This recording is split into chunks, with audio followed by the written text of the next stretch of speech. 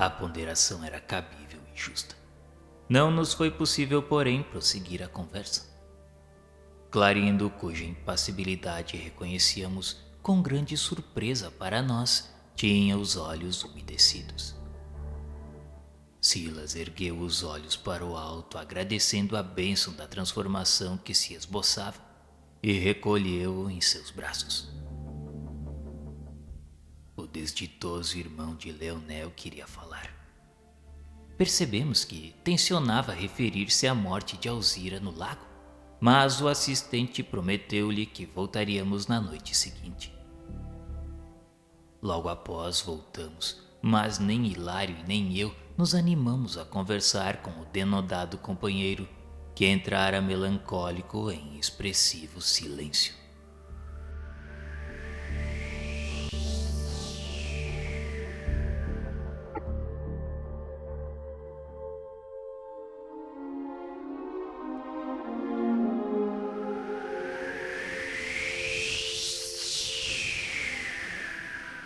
Na noite imediata, em seguida a serviços rotineiros, Silas procurou-nos para a continuação da tarefa encetada. De regresso ao lar de Luís, alimentamos conversação comum sem qualquer alusão aos temas da véspera. E como que sintonizados em nossa onda mental de respeito mútuo, Clarindo e Leonel receberam-nos com discrição e carinho. Afiguraram-se-nos ambos sobremaneira trabalhados pelas ideias que o assistente lhes ofertara indiretamente ao espírito. Mas na casa do situante o quadro não se alterara.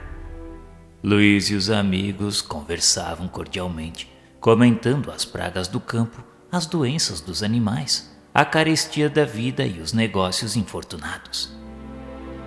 Entretanto, os dois irmãos demonstravam-se agora claramente desligados de semelhante painel de sombra.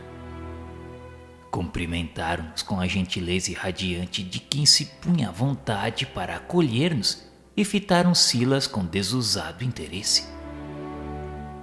Adivinhava-se que haviam tomado a confissão do assistente para valiosas reflexões. Observando-lhes a metamorfose com inequívocos sinais de contentamento, o chefe de nossa expedição nem de leve se reportou ao problema de Luís e convidou-os com gentileza de trato a acompanhar-nos.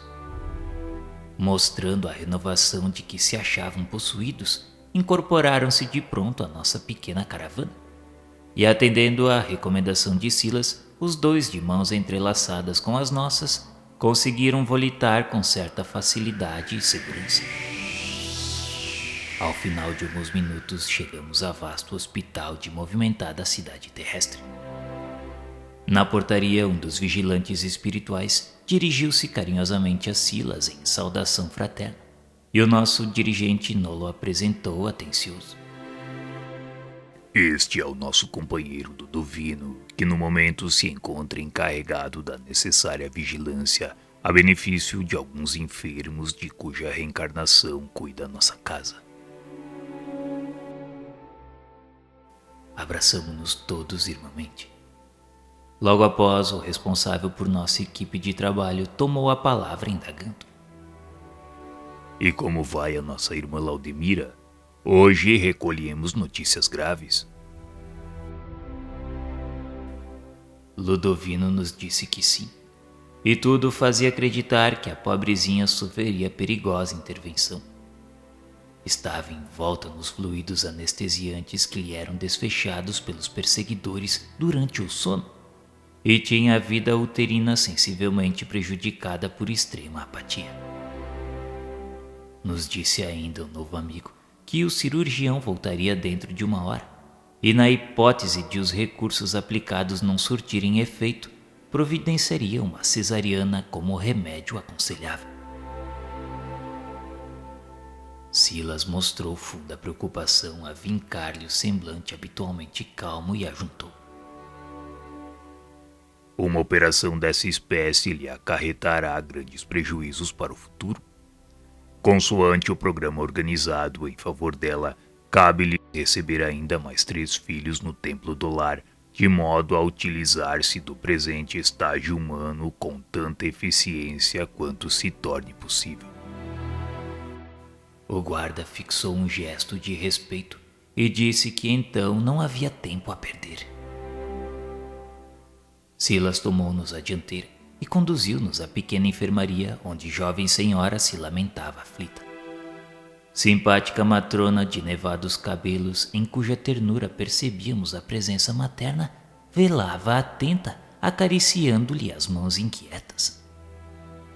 Notando a expressão de pavor que os olhos da doente exibiam em pranto, procurei a palavra de Silas quanto à causa de tão agoniado padecimento.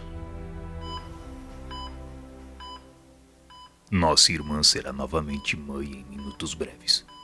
Encontra-se, porém, algemada a provas difíceis. Demorou-se muito tempo em nossa mansão antes de retornar ao corpo denso de carne, sempre vigiada por inimigos que ela mesma criou em outro tempo, quando se valeu da beleza física para cumpliciar-se com o crime. Bela mulher, atuou em decisões políticas que arruinaram a estrada de muita gente. Padeceu muitos anos nas trevas infernais entre a carne e a sombra, até que mereceu agora a felicidade de renascer com a tarefa de restaurar-se, restaurando alguns dos companheiros de crueldade que, na feição de filhos, com ela se levantarão para mais amplos serviços regeneradores. Mas historiaremos esse assunto mais tarde. Agora é indispensável agir. Sob a atenção de Clarindo e Leonel, que nos seguiam surpresos, convocou-nos a Hilário e a mim para o socorro imediato. Determinando permanecêssemos ambos em oração, com a destra colada ao cérebro da doente, começou a fazer operações magnéticas excitantes sobre o colo uterino. Substância leitosa qual neblina leve irradiava-se-lhe das mãos, espalhando-se sobre todos os escaninhos do aparelho genital. Decorridos alguns minutos de pesada expectativa, surgiram contrações que, pouco a pouco, se acentuaram intensamente. Silas, atencioso, controlou a evolução do parto até que o médico ingressou no recinto. Longe de registrar-nos a presença, sorriu satisfeito, reclamando o concurso de competente enfermeira. A cesariana foi esquecida. Silas convidou-nos ao regresso, informando-nos mais tranquilo. Pronto. O organismo de Laudemira reagiu brilhantemente. Esperamos possa continuar na obra que lhe compete com o êxito necessário. Puséramos-nos de novo a caminho. Clarindo, cuja inteligência aguda não perdia os nossos menores movimentos, perguntou a Silas com ar respeitoso se os trabalhos a que se dedicava exprimiam alguma preparação diante do porvir, ao que o assistente respondeu sem pestanejar. Sem dúvida, Clarindo. Ainda ontem lhes falei dos meus erros de médico, que praticamente jamais o fui, e comentei o plano de abraçar a medicina no futuro entre os nossos irmãos encarnados.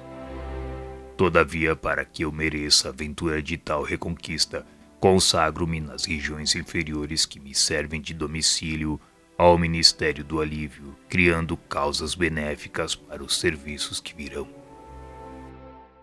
Querido amigo, você diz causas e serviços que virão no futuro? Eu não consigo entender. Sim, perfeitamente. Procurando ajudar espontaneamente além dos deveres que me são impostos na luta pela recuperação moral de mim mesmo com a bênção divina, alongarei a sementeira de simpatia em meu favor. Um dia, consoante as dívidas que me pedem resgate, estarei novamente entre as criaturas encarnadas, e para solver minhas culpas também sofrerei obstáculo e dúvida, enfermidade e aflição. Que mãos caridosas e amigas me amparem daqui em nome de Deus, porque isoladamente ninguém consegue vencer. E para que braços amorosos se me estendam mais tarde, é imperioso movimente agora os meus no voluntário exercício da solidariedade. O ensinamento era precioso, não apenas para os 2 perseguidores que o registravam perplexos, mas também para nós que reconhecíamos mais uma vez a infinita bondade do Supremo Senhor, que ainda mesmo nos mais tenebrosos ângulos da sombra nos permite trabalhar pelo incessante engrandecimento do bem como abençoado preço de nossa felicidade. E enquanto volitávamos de retorno, Hilário, antecipando-me na curiosidade, inclinou a conversação para o caso de Laudemira. Era conhecida de Silas desde muito tempo. Assumir assim compromissos tão graves para com a maternidade? Que papel representavam os filhos junto dela, credores ou devedores? Silas apenas sorriu complacente para a arguição cerrada e explicou. Inegavelmente, creio que o processo redentor de nossa amiga serve por tema palpitante nos estudos de causa e efeito que vocês vão acumulando. Não podemos assim de relance mergulhar pormenorizadamente no pretérito que lhe diz respeito, nem posso de mim mesmo cometer qualquer indiscrição, abusando da confiança que a mansão me outorga no exercício de meus encargos. Entretanto, a título de nossa edificação espiritual, posso adiantar-lhes que as penas de Laudemira na atualidade resultam de pesados débitos por ela contraídos há pouco mais de 5 séculos.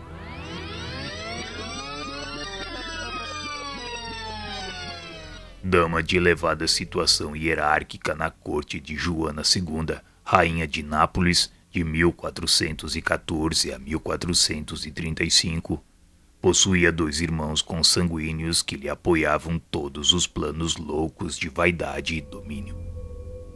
Ela casou-se, mas sentindo na presença do marido um entrave ao desdobramento das leviandades que lhe marcavam o caráter, acabou constrangendo-o a enfrentar o punhal dos favoritos, arrastando-o para a morte.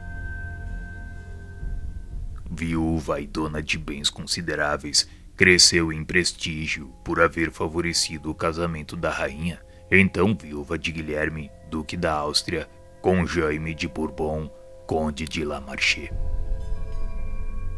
Desde aí, mais intimamente associada às aventuras de sua soberana, confiou-se a prazeres e dissipações, nos quais perturbou a conduta de muitos homens de bem, e arruinou as construções domésticas elevadas e dignas de várias mulheres do seu tempo. Menosprezou sagradas oportunidades de educação e beneficência que lhe foram concedidas pela bondade celeste, aproveitando-se da nobreza precária para desvairar-se na irreflexão e no crime.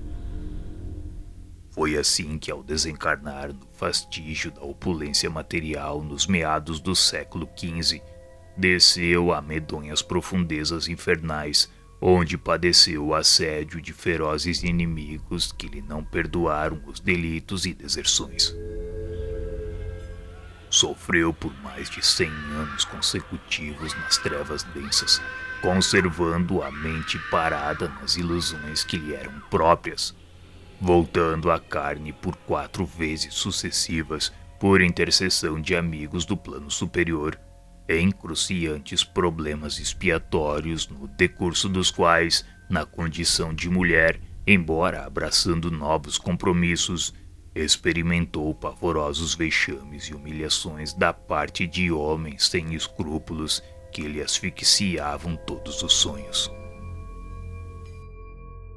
Mas de cada vez que ela se retirava da carne nas 4 últimas existências, ela sempre continuava ligada às sombras? Como não, André? Quando a queda no abismo é de longo curso, ninguém emerge de um salto. Ela naturalmente entrava pela porta do túmulo e saía pela porta do berço, transportando consigo desajustes interiores que não podia sanar de momento para outro. Mas se a situação era assim inalterável, para que retomar o corpo físico? Não lhe bastaria sofrer na dolorosa purgação daqui deste lado, sem precisar renascer na esfera carnal? Sua observação é compreensível. Entretanto, nossa irmã, com o amparo de abnegados companheiros, voltou ao pagamento parcelado das suas dívidas, reaproximando-se de credores reencarnados, não obstante mentalmente jungida aos planos inferiores, desfrutando a bênção do ouvido temporário, com o que lhe foi possível angariar preciosas renovações de forças. E de alguma sorte ela sempre conseguiu ressarcir os débitos em que se emaranhou? De alguma sorte, sim, André, porque padeceu tremendos golpes no orgulho que trazia cristalizado no coração. Contudo, a par disso, contraiu novas dívidas, de vez que, em certas ocasiões, não conseguiu superar a aversão instintiva diante dos adversários, aos quais passou a dever trabalho e obediência, chegando ao infortúnio de afogar uma criancinha que mal ensaiava os primeiros passos, de modo a ferir a senhora da casa em que servia de ama, tentando vingar-se de crueldades recebidas. Depois de cada desencarnação, regressava habitualmente às zonas purgatoriais de que procedia, com alguma vantagem no acerto das suas contas, mas não com valores acumulados imprescindíveis à definitiva libertação das sombras, porque todos somos tardios na decisão de pagar nossos débitos até o integral sacrifício.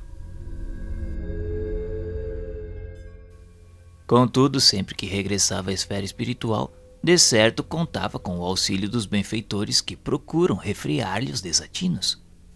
Exatamente. Ninguém está condenado ao abandono. Vocês não podem ignorar que o Criador atende a criatura por intermédio das próprias criaturas. Tudo pertence a Deus. Mas até mesmo o inferno. O inferno, a rigor, é obra nossa, genuinamente nossa. Mas imaginemo-lo assim, à maneira de uma construção indigna e calamitosa no terreno da vida, que é criação de Deus. Tendo abusado de nossa razão e conhecimento para gerar semelhante monstro no espaço divino, compete-nos a obrigação de destruí-lo para edificar o paraíso no lugar em que ele ocupa indevidamente. Para isso, o infinito amor do Pai Celeste nos auxilia de múltiplos modos, a fim de que possamos atender à perfeita justiça. Vocês estão me compreendendo? A explicação não podia ser mais clara. Entretanto, interessado em solver qualquer dúvida, perguntei novamente. Com licença, Sr. Silas, considera possível que venhamos a saber quais seriam as existências de Laudemira antes de haver ingressado na corte de Joana II? Sim, perfeitamente. Será fácil conhecê-las, mas não nos convém num simples estudo efetuar o tentame, porque o assunto em si reclamaria largas cotas de atenção e de tempo. Basta-lhe pesquisemos a condição referida para definir-lhe as lutas redentoras de agora, porquanto nossos estágios em qualquer eminência social no mundo, seja no campo da influência ou das finanças, da cultura ou da ideia, servem como pontos vivos de referência de nossa conduta digna ou indigna, no usufruto das possibilidades que o Senhor nos empresta, designando com clareza nosso avanço na direção da luz, ou o nosso aprisionamento maior ou menor nos círculos da treva, pelas virtudes conquistadas ou pelos débitos assumidos. Desculpa a minha insistência. Não obstante os seus valiosos conceitos já expendidos quanto à memória nas regiões inferiores, será interessante saber se Laudemira, antes da atual reencarnação, chegava a lembrar-se com nitidez dos estágios por que passou nas difíceis provações a que se refere. Estou na mansão há 8 lustros e acompanhei-lhe a internação em nossa casa faz precisamente 30 anos. Havia encerrado a existência última no plano carnal no início deste século e atravessara longos padecimentos nas esferas de baixo nível. Ingressou em nosso instituto acusando terrível demência e, submetida à hipnose, revelou os fatos que venho de narrar. Fatos esses que constam naturalmente da ficha que lhe define a personalidade no arquivo das observações que nos orientam. Nossos instrutores, porém, não julgaram necessário mais amplo recuo mnemônico, pelo menos por enquanto, para lhe prestarem auxílio. Sei, no entanto, que Laudemira, conturbada a qual se achava, não dispunha de forças para articular qualquer reminiscência na vigília comum, mesmo porque foi trazida a reencarnação atual sobre os auspícios de benfeitores que velam por nossa organização, ainda mentalmente sintonizada com os laços menos dignos do caminho que escolheu. Deve agora receber 5 de seus antigos cúmplices na queda moral para reerguer-lhes os sentimentos na direção da luz em abençoado e longo sacerdócio materno. Do seu êxito no presente dependerão as facilidades que espera recolher do futuro para a libertação definitiva das sombras que ainda lhe ofuscam o espírito, pois se conseguir formar 5 almas na escola do bem, terá conquistado enorme prêmio diante da lei amorosa e justa.